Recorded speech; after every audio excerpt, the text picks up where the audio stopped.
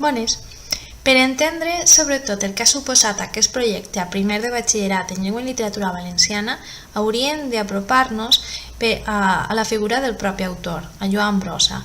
És poeta, ubicat la seva primera producció al moviment d'avantguarda, a la segona avantguarda, i sobretot la seva evolució poètica al llarg de tot el moviment de postguerra es materialitza en aquests objectes poètics a partir de la dècada dels 70.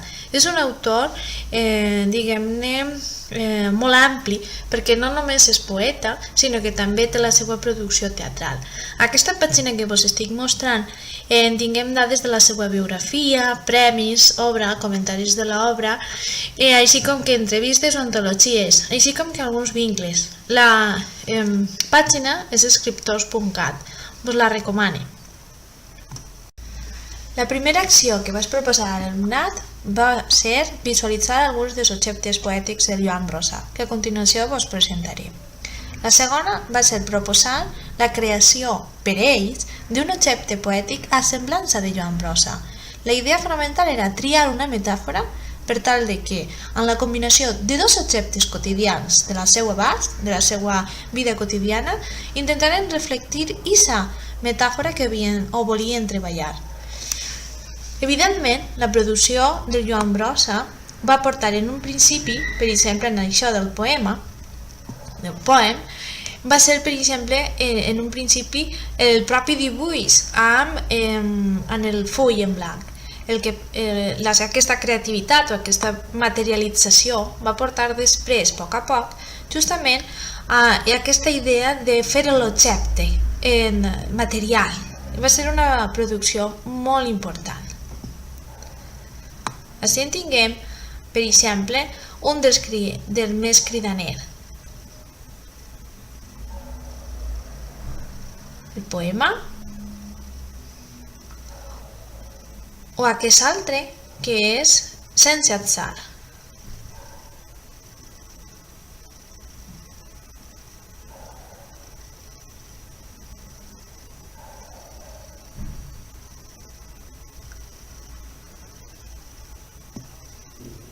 Vos convide a veure quins han sigut els objectes poètics dels nostres alumnes.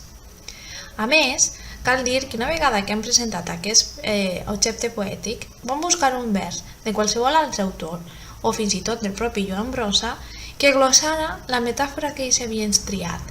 Aleshores, aquesta és la presentació dels objectes poètics de l'alumnat de primer de batxillerat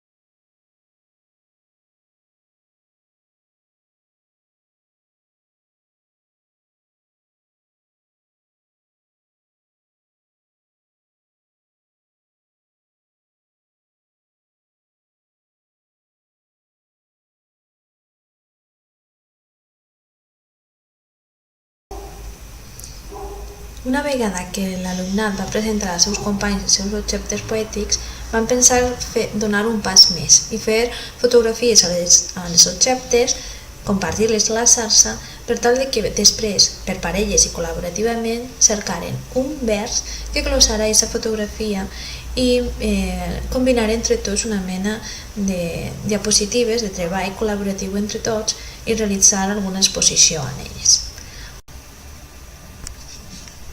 Només donar-vos les gràcies per la vostra atenció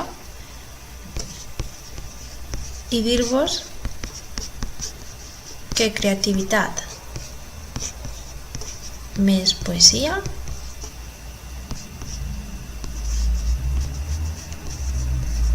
és emoció. Gràcies.